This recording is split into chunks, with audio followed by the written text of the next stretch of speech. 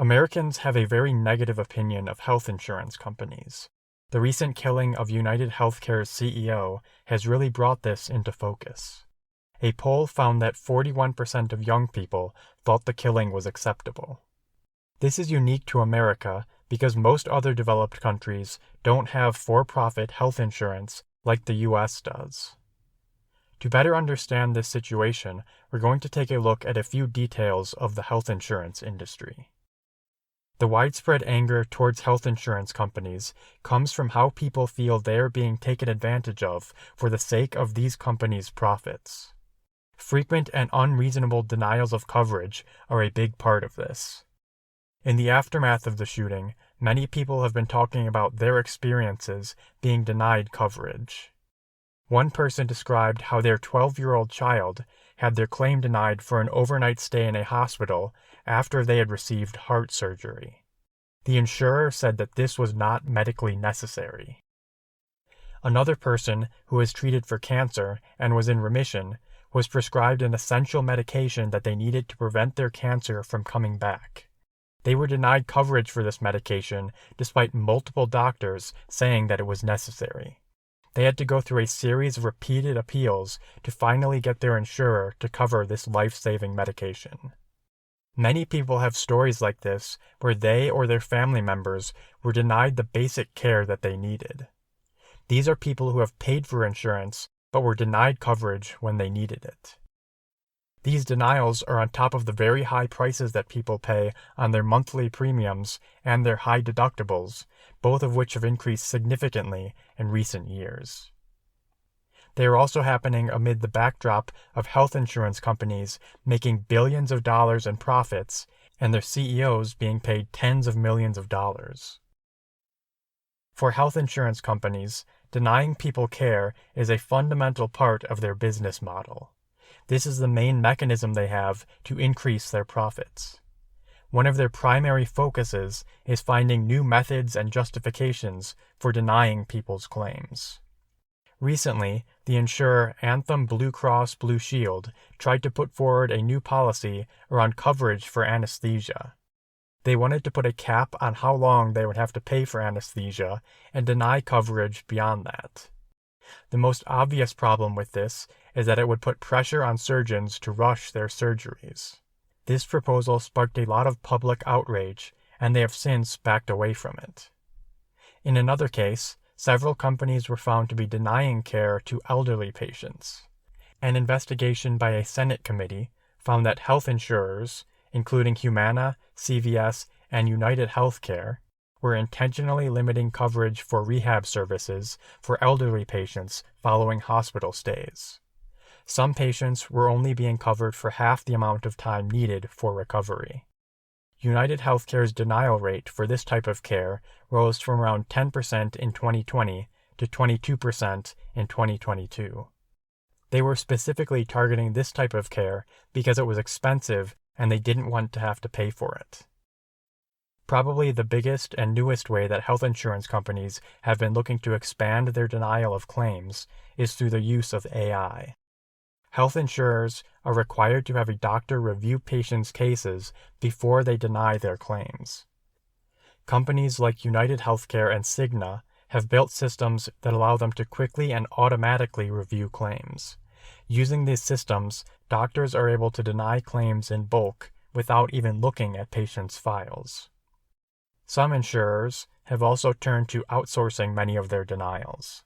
The company Evicor contracts with insurers and processes claims using AI algorithms. These AI tools make it cheaper and easier for insurers to deny claims and allow them to deny a much higher volume of claims, all without actually reviewing them. Frequent denials are standard practice in the industry. However, United Healthcare seems to be one of the most aggressive at denying claims. Complete data on rates of denied claims is not available because health insurers refuse to release this information. The Affordable Care Act gave the government the ability to collect and share this data, but it has largely chosen not to do this, most likely due to regulatory capture and industry lobbying. What data we do have shows that United Healthcare denies about a third of all of the claims it receives. This is much higher than the average denial rate of around 20%. This data is only for public plans. Denial rates for private plans, which don't have to be reported, are thought to be significantly higher. United Healthcare is the 18th largest company in the world by revenue. It makes about $14 billion in profits each year. It has had record profits in the last few years, but it is still trying to squeeze every last dollar from its patients. This is done by charging people ever-increasing prices and continually pushing for more and more denials. It's easy to understand that denying people's claims, which leads to delays in care or people not getting the care they need, is a bad thing, but it's important to try to quantify and grasp the scope of what this really means. One survey of people whose claims were denied found that 80% said the denial caused them increased worry or anxiety, about half said their health problems got worse, and 16% said it led to a delayed diagnosis. Tens of millions of claims are denied each year, which means that millions of people are affected in these ways. Compared to other developed countries, the U.S. has one of the highest rates of deaths that could be avoided through basic health care. There are several 100,000 of these deaths each year. The policies of health insurance companies are a big part of this. When they deny coverage at such a large scale, it inevitably contributes to people dying.